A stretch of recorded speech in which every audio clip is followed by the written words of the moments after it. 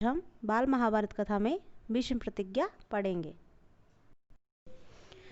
तेजस्वी पुत्र को पाकर राजा प्रफुल्लित मन से नगर को लौटे। यानी कि दिव्य बालक को पाकर राजा प्रफुल्लित मन से यानी खुश होकर नगर को लौट गए और देवव्रत राजकुमार के पद को सुशोभित करने लगे। यानी कि राजकुमार के पद पर उन्हें राजकुमार बना दिया गया।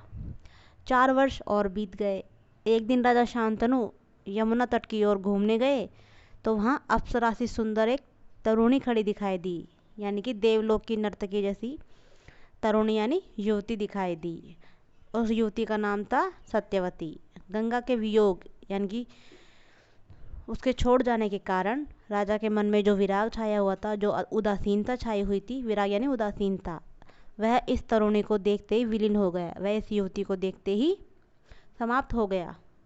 उस युवती को अपनी पत्नी बनाने की इच्छा उनके मन में बलवती हो उठी।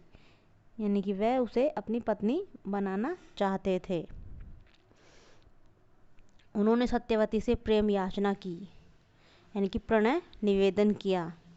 सत्यवती बोली, मेरे पिता मल्लाहों के सरदार हैं, पहले उनकी अनुमति ले लीजिए, यानी कि उनकी आज्ञा ले लीजिए, फिर मैं आपकी पत्नी बनने को तैयार हूँ। राजा शांतनु ने जब अपनी इच्छा उन पर प्रकट की, यानी कि बताया उन्हें, तो केवटराज ने कहा, आपको मुझे एक वचन देना पड़ेगा। राजा ने कहा, जो मांगोगे दूंगा, यदि वह मेरे लिए अनुचित न हो। राजा ने कहा कि जो मांगोगे वह दूंगा, लेकिन मेरे लिए वह अनुचित न हो। केवटराज बोले, आपके बाद हस्तिनापुर के राज सिंहासन पर मेरी लड़की का पुत्र बैठेगा। इस बात का आप मुझे वचन दे सकते हैं। केवटराज की शर्त राजा शांतनु को नागवार लगी, यानी कि अनुचित लगी। गंगा सुत को छोड़कर अन्य किसी को राजगद्दी पर बैठने की कल्पना तक उनसे न हो सकी। निराश और उद्विग्न मन से, यानी कि खिन्न मन से, व्याकुल मन से वह नगर की ओर लौट आए। किसी से कुछ भी नहीं कह सके, पर चिंता उनके मन को कीड़े की तरह कुतर कुतर खाने लगी।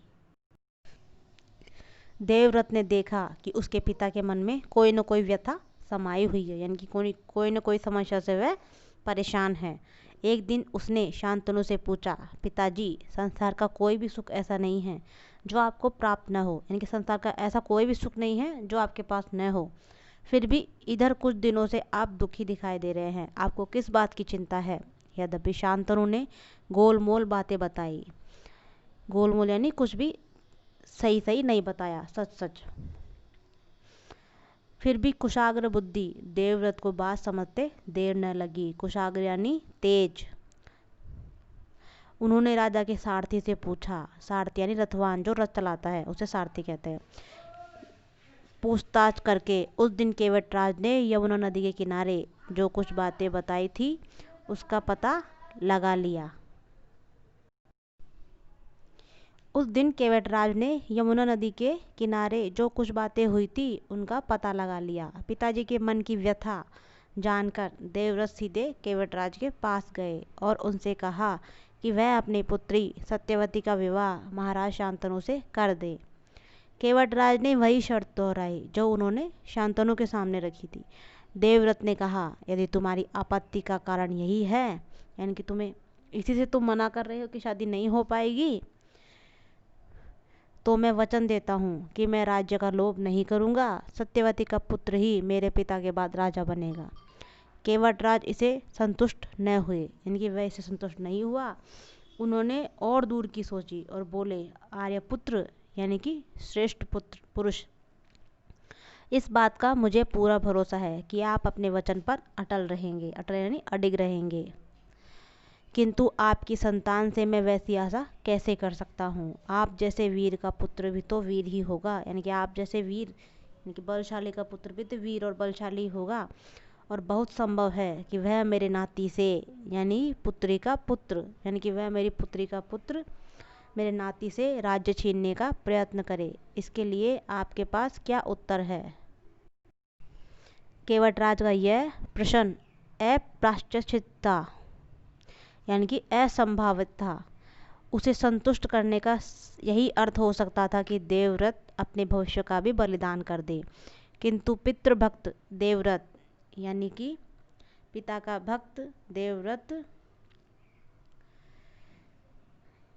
इससे जरा भी विचलित नहीं हुए, यानी कि जरा भी घबराए नहीं। गंभीर स्वर में उन्होंने यह कहा, मैं जीवन भर विवाह नहीं करूँगा, आजन्म ब्रह्मचारी रहूँगा, मेरे संतान ही न होगी, अब तो तुम संतुष्ट होना।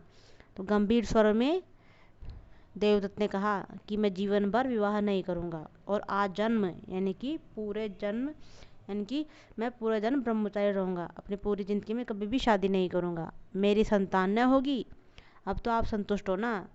किसी को आशा न थी कि तरुण कुमार ऐसे कठोर प्रतिज्ञा लेंगे। देवव्रत ने भयंकर प्रतिज्ञा की थी, इसलिए उस दिन से उनका नाम ही भीष्म पड़ गया। केवटराज ने सानंद अपनी पुत्री को देवव्रत के साथ विदा किया।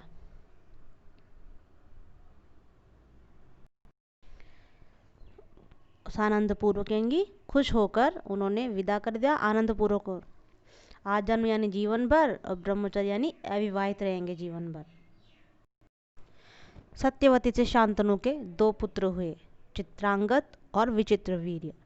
शांतनु के देहावसान यानी कि मृत्यु पर चित्रांगत हस्तिनापुर के सिंहासन पर बैठे, यानी कि चित्रांगत हस्तिनापुर के राजा बन गए और उनके युद्ध में मारे जाने पर विचित्रवीर्य राजा बने। विचित्रवीर्य की 2 रानियां थी, अंबिका और अंबालिका।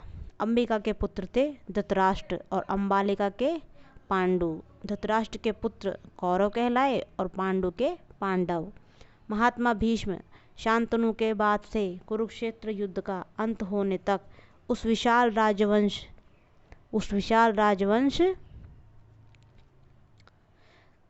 सामान्य कुलनायक यानी वंश का मुख्य पुरुष और पूज्य बने रहे।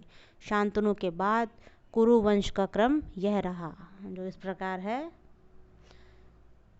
राजा शांतनु की 2 रानियां थी, गंगा और सत्यवती। गंगा से उनके 1 पुत्र हुआ देवव्रत और सत्यवती से उनके 2 पुत्र हुए, उनके चित्रांगत और विचित्रवीर्य। तो चित्रांगत की तो मृत्यु हो गई थी, तो विचित्रवीर्य की 2 रानियां थी, अंबिका और अंबालिका। अंबिका से धृतराष्ट्र जन्मे और अंबालिका से पांडु, और धृतराष्ट्र से कौरव ने जन्म लिया। धृतराष्ट्र के पुत्र कौरव हुए और पांडु से पांडव।